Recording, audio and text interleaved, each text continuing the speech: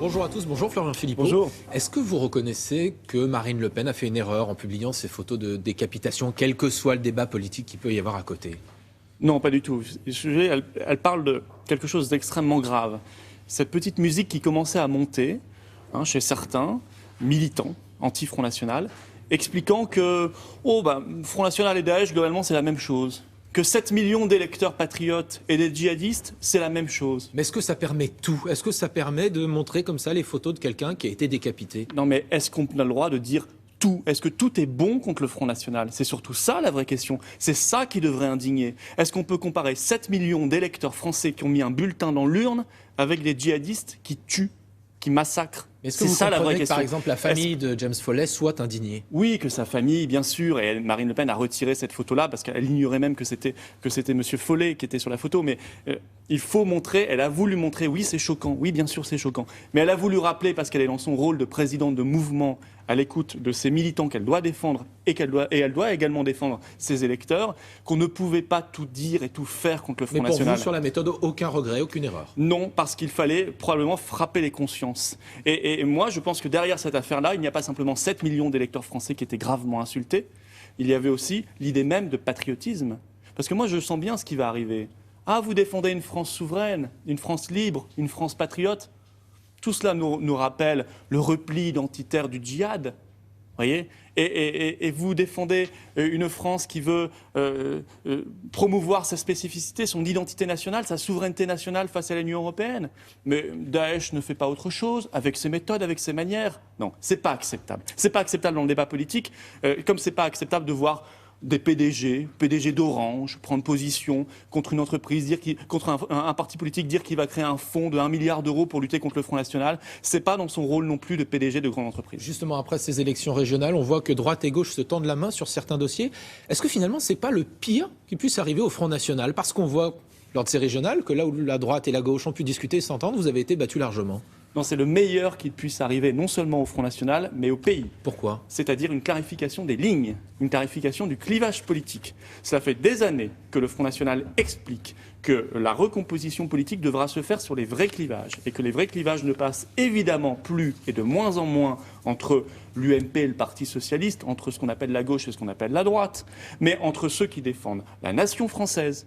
Pour vous, c'est ce qui est en train de se passer, ce qu'on a vu cette semaine? Les patriotes que nous sommes et les mondialistes qu'ils sont, ceux qui ne croient plus en la France. Et c'est exactement ce qui se passe. L'intérêt majeur, notamment un des intérêts politiques de ces élections régionales, c'est qu'elle a accéléré, elles ont accéléré le temps politique, qu'on les a forcés à la fusion. On les a forcés à la fusion dans plusieurs régions, et maintenant on les force à la fusion politique. Ils sont obligés de démontrer aux Français, de montrer aux Français qu'ils sont les mêmes. Alors en ce moment, les masques tombent, on voit Valls, Raffarin, Estrosi, Hollande, et ils ne sont quasiment plus à tromper les électeurs, ils sont tous sur cette ligne, tant mieux. Nous arriverons à la présidentielle dans un paysage politique français clarifié. D'ici la présidentielle, justement, quel est le principal défi du Front National? On a vu qu'il n'arrivait pas à atteindre la majorité. Qu'est-ce que vous devez faire pour que cela change, concrètement, pour vous? Le Front National progresse sans cesse. Certes, mais vous il ne a gagnez battu pas son de région. record. Qu'est-ce que vous devez changer pour que cela fonctionne au Front National? Déjà, si nous n'avons pas gagné de région, malgré nos 6 800 000 voix, ce qui est un record historique, c'est parce qu'ils ont été obligés de se faire harakiri. Aucun élu socialiste dans le Nord et dans le Sud pendant 6 ans. Chez moi, une fausse triangulaire. D'ici 18 mois, qu'est-ce que vous devez changer? Probablement qu'il faut expliquer, notamment à tous ces électeurs qui se mobilisent entre les deux tours, probablement de bonne foi pour la plupart, pour faire barrage au Front National, selon la formule consacrée.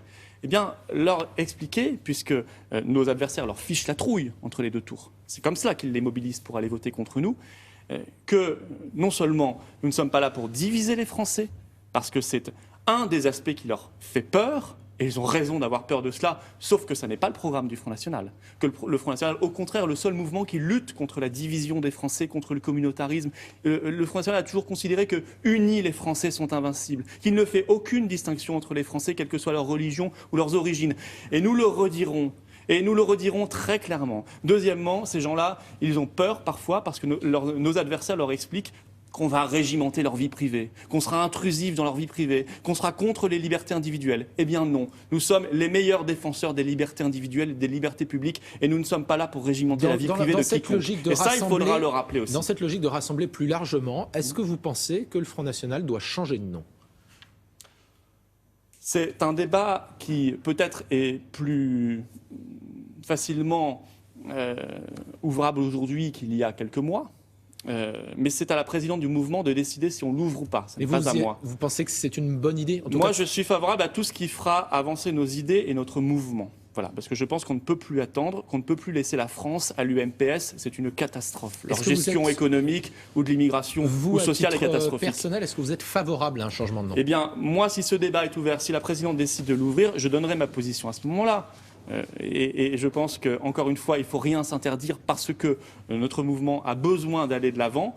Mais c'est-à-dire concrètement, pour le moment, j'ai vu des voix qui s'élevaient, qui demandaient... Je suis pour, contre le changement de nom. Dites-nous ce matin. Je dirais, lorsque le débat sera ouvert, vous pouvez nous le dire ce matin, si je suis favorable ou pas à ce changement de nom. Vous êtes plutôt favorable ou plutôt défavorable? En tout cas, ce que je peux dire, c'est que rien n'est tabou, à mon sens, ce que Marine Le Pen a déjà dit aussi, que tout est envisageable, à mon sens, ce que Marine Le Pen également a dit, et que ce débat... il est plus facile qu'il y a quelques mois parce que nous sommes dans cette phase de recomposition politique. L'UMPS est en train de se constituer. Eh bien, le Front National, le grand mouvement patriote que nous sommes, lui aussi, il doit aller de l'avant et rassembler encore plus de Français que dimanche dernier. Votre autre problème, c'est les alliances. Nicolas Dupont-Aignan a rejeté votre main tendue. Est-ce que, par exemple, vous lancez un appel à des personnalités comme Philippe de Villiers? Est-ce qu'il pourrait faire partie d'un grand rassemblement avec vous? Alors, d'abord, je regrette effectivement l'attitude de M. Dupont-Aignan. Elle peut évoluer. Mais je pense qu'aujourd'hui, l'urgence, c'est l'alliance des patriotes. Regardez, au Royaume-Uni, ils sont en train de gagner leur pari de quitter l'Union européenne par référendum. Philippe de Villiers, vous pourriez travailler avec lui, par exemple? Mais on peut travailler avec tous les patriotes de droite et de gauche. Monsieur De Villiers est un patriote, oui, bien sûr. Mais je crois qu'il faut maintenant que nous soyons tous ensemble dans ce grand mouvement, parce que justement en face, ils sont ensemble. Parce que ceux qui veulent et qui ont organisé la destruction de la France, de son modèle social, de son modèle d'assimilation républicaine, de ses frontières, de sa souveraineté nationale face à l'Union européenne, ils sont ensemble aujourd'hui, ils ne s'en cachent plus. Eh bien nous aussi, tous ceux qui veulent la France, tous ceux qui aiment la France, une France grande, une France ouverte, une France dynamique, une France prospère, une France sûre, eh bien ils ont le devoir d'être ensemble, qu'ils soient de gauche ou de droite. Vous citez M. Villiers, bien sûr qu'il est patriote. M. Dupont-Aignan l'est aussi. Il y en a d'autres, il y en a encore même qui sont à gauche et à droite. Eh bien on s'adressera à tout le monde. Merci beaucoup Florian Philippot. Merci à vous. C'est à vous William. Merci beaucoup. Une pause et puis on se retrouvera avec Yann Lavoie pour vous parler d'une idée de cadeau high-tech. Alors vous allez voir, c'est utile, c'est ludique et ça devrait intéresser toute la famille. Donc vous restez. À tout de suite.